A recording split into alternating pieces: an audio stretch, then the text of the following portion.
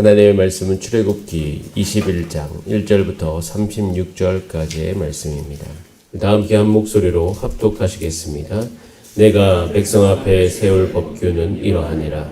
내가 히브리 종을 사면 그는 엿새 해 동안 섬길 것이요 일곱째 해는 몸값을 묻지 않고 나가 자유인이 될 것이며 만일 그가 단신으로 왔으면 단신으로 나갈 것이요 장가들었으면 그의 아내도 그와 함께 나가려니와 만일 성전이 그에게 아내를 주어 그의 아내가 아들이나 딸을 낳았으면 그의 아내와 그의 자식들은 상전에게 속할 것이요 그는 단신으로 나갈 것이로되 만일 종이 분명히 말하기를 내가 상전과 내 처자를 사랑하니 나가서 자유인이 되지 않겠노라 하면 상전이 그를 데리고 재판장에게로 갈 것이요 또 그를 문이나 문설주 앞으로 데리고 가서 그것에 대가 송 곳으로 그의 귀를 뚫을 것이다. 그는 종신토록 그 상전을 섬기리라. 사람이 자기의 딸을 여종으로 팔았으면 그는 남종같이 나오지 못할지며 만일 상전이 그를 기뻐하지 아니하여 상관하지 아니하면 그를 속량하게 할 것이나 상전이 그 여자를 속인 것이 되었으되 외국인에게는 팔지 못할 것이요 만일 그를 자기 아들에게 주기로 하였으면 그를 딸같이 대우할 것이요 만일 상전이 다른 여자에게 장가 들지라도 그 여자의 음식과 의복과 동침하는 것은 끊지 말 것이요 그가 이 세 가지를 시행하지 아니하면 여자는 속전을 내지 않고 거저 나가게 할 것이니라. 사람을 쳐 죽인 자는 반드시 죽일 것이나 만일 사람이 고의적으로 한 것이 아니라 나 하나님이 사람을 그의 손에 넘긴 것이면 내가 그를 위하여 한 곳을 정하리니 그 사람이 그리로 도망할 것이며 사람이 그의 이웃을 고의로 죽였으며 너는 그를 내 제자내서라도 잡아내려 죽일지니라. 자기 아버지나 어머니를 치는 자는 반드시 죽일지니라. 사람을 납치한 자가 그 사람을 팔았든지 자기의 수하에 두었든지 그를 반드시 죽일지니라. 자기의 아버지나 어머니를 저주하는 자는 반드시 죽일지니라. 사람이 서로 싸우다가 하나가 돌이나 주먹으로 그의 상대방을 쳤으나 그가 죽지 않고 자리에 누웠다가 지팡이를 짚고 일어나 걸으면 그를 친 자가 형벌은 먼하되 그가 내 손해를 배상하고 그가 완치되게 할 것이니라. 사람이 매로 그 남종이나 여종을 쳐서 당장에 죽으면 반드시 형벌을 받으려니와 그가 하루나 이틀을 연명하면 형벌을 면하리니 그는 상전의 재산이니라. 사람이 서로 싸우다가 임신한 여인을 쳐서 낙태하게 하였으나 다른 애가 없으면 그 남편의 청구대로 반드시 벌금을 내되 재판장의 판결을 따라 낼 것이니라. 그러나 다른 애가 있으면 갚되 생명은 생명으로 눈은 눈으로 이는 이로 손은 손으로 발은 발로 된 것은 된 것으로 상하게 한 것은 상함으로 때린 것은 때림으로 갚을지니라. 사람이 그 남종의 한 눈이나 여종의 한 눈을 쳐서 상하게 하면 그 눈에 대한 보상으로 그를 놓아줄 것이며 그 남종의 이나 여종의 이를 쳐서 빠뜨리면 그 이에 대한 보상으로 그를 놓아줄지니라.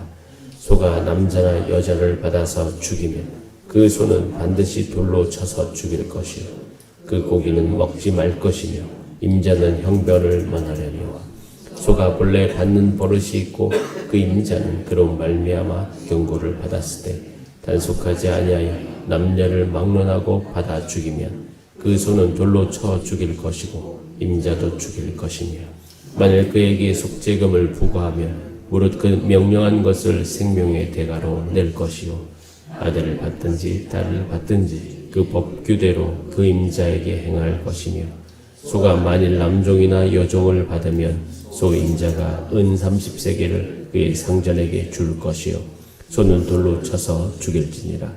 사람이 구덩이를 열어두거나 구덩이를 파고 덮지 아니하므로 소나 나귀가 거기에 빠지면 그 구덩이 주인이 잘 보상하여 짐승의 임자에게 돈을 줄 것이요 죽은 것은 그가 차지할 것이니라. 이 사람의 소가 저 사람의 소를 받아 죽이면 살아있는 소를 팔아 그 값을 반으로 나누고 또한 죽은 것도 반으로 나누려니와 그 소가 본래 받는 버릇이 있는 줄을 알고도 그 임자가 단속하지 아니하였으며 그는 소를 갚을 것이요 죽은 것은 그가 차지할지니라.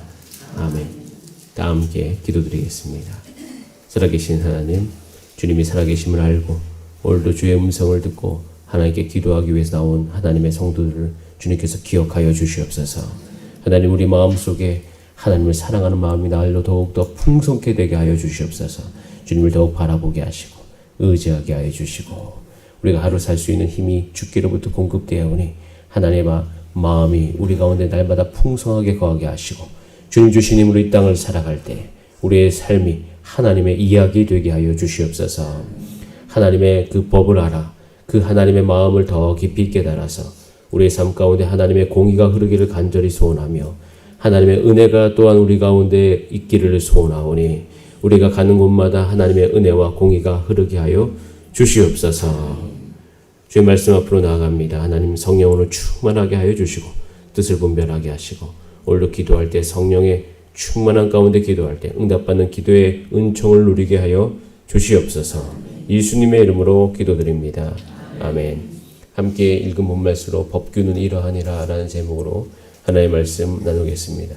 2023년을 살아가는 우리에게 이 출애굽기의 모든 이야기는요, 우리 교회가 어떠한 정체성을 가지고 살아야 되는지 인도하는 길이 될 것을 기대합니다. 그래서 출애굽기의 전반부는요, 쉬지 않고 역사하시는 하나님의 놀라운 손길을 보여줍니다. 하나님의 권능을 체험한 자들의 이야기인 것이죠. 하나님께서 우리 모든 성도님들 가운데 전능하신 하나님의 그 권능으로 여러분의 삶 가운데 나타나게 되시기를 기도합니다. 그래서 늘 기도합니다. 하나님, 우리 교회 성도님들이 하나님을 경험하게 하여 주시옵소서. 또한 새롭게 등록하고 또 이단에 있다가 오신 분들도 계시는데 그 모든 상황 가운데서 하나님께서 하나님의 살아계심을 보여주시옵소서. 여러분, 우리 교회 오시는 성도님들을 위해서 늘 함께 기도해 주시기를 바랍니다. 이렇게 하나님께서 큰 권능으로 이스라엘 백성을 애굽에서부터 불러내셔서 이제는 광야에 있게 하십니다. 이 광야는요, 단순히 불편한 곳이 아니라 제가 여러분에게 말씀드렸듯이 에덴이 회복되는 길인 것이에요. 거기에서 하나님이 하나님의 법을 만드십니다. 하나님의 법을 만드신다는 것은요, 하나님이 왕이 되신다는 것이에요. 그래서 시내산에서 하나님의 대관식을 하고 있는 것입니다.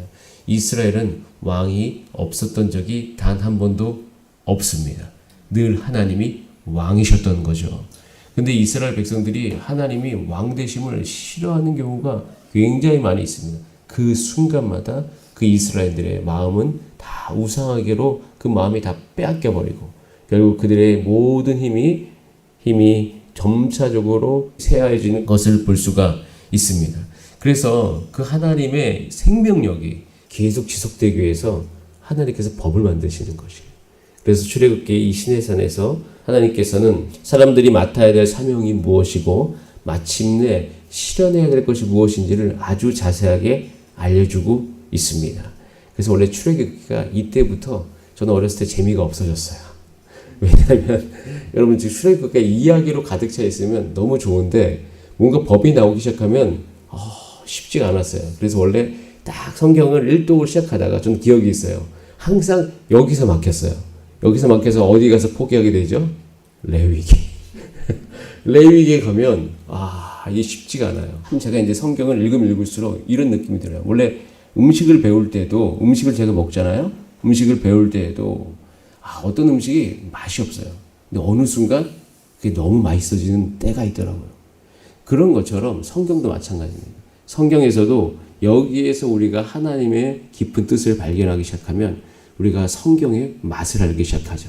그리고 성경의 능력이 우리 삶 가운데 더욱더 풍성히 거하는 것을 경험하게 되어집니다. 그리고 이 법의 정신을 배우면 나중에 예수 그리스도, 신약 안에서 예수 그리스도 안에서 생명의 성령의 법이 우리 가운데 적용되는 것이 무슨 의미인지를 더 깊이 알게 되어지고 우리의 삶 가운데 하나님의 역사가 더욱더 분명해지는 것을 경험하게 되어집니다. 여러분, 창세기 때에는요, 이스라엘 백성이 거대한 민족이 아니었잖아요. 한 가족이었습니다. 한 가족. 근데 이 가족이 어떻게 되죠? 넓어졌어요. 점차적으로 커져가고 있는 것입니다.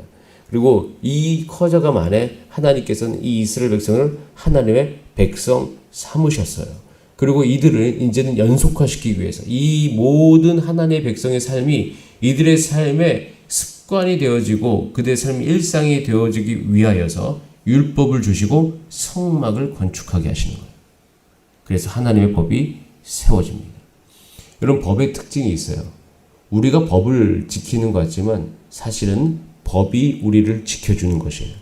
우리가 교통법규를 지키는 것 같지만 사실은 그 법이 우리를 지켜주고 있고요.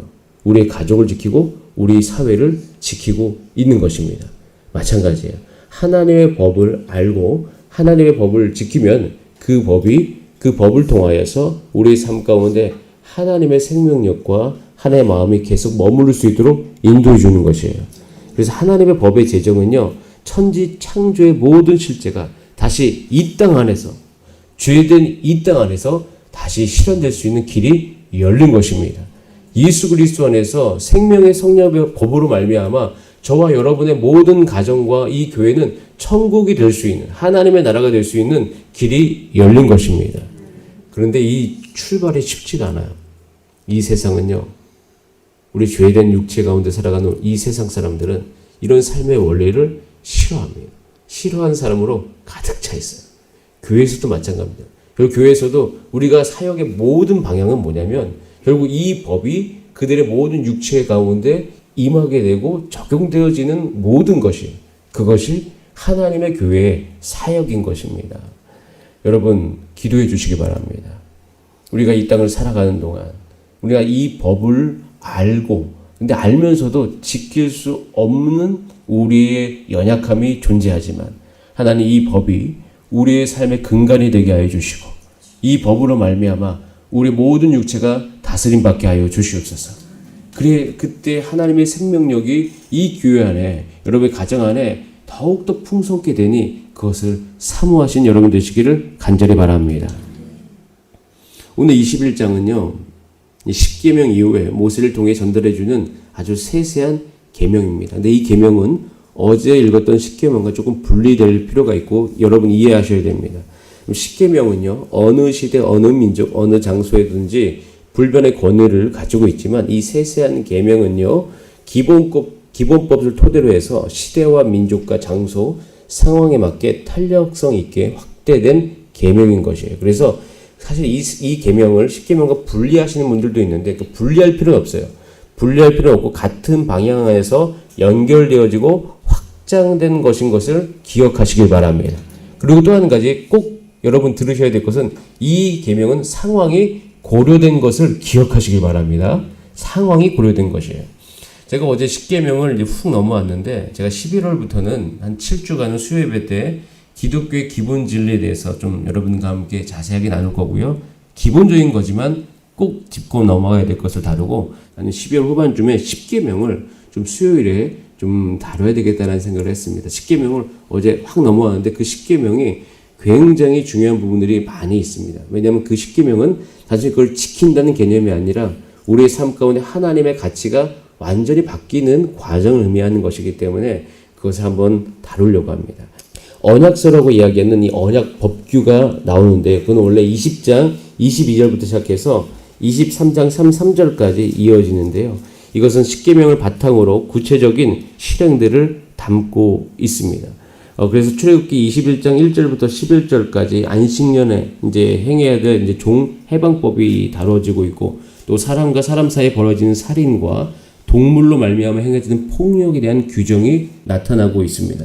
주로 사용되는 단어가 치고 받는다예요. 뭔가 폭력적인 이야기들이 있는 거죠. 이 사회, 이스라엘 백성의 사회 안에 폭력이 꽤 많았다는 것을 우리는 알 수가 있습니다.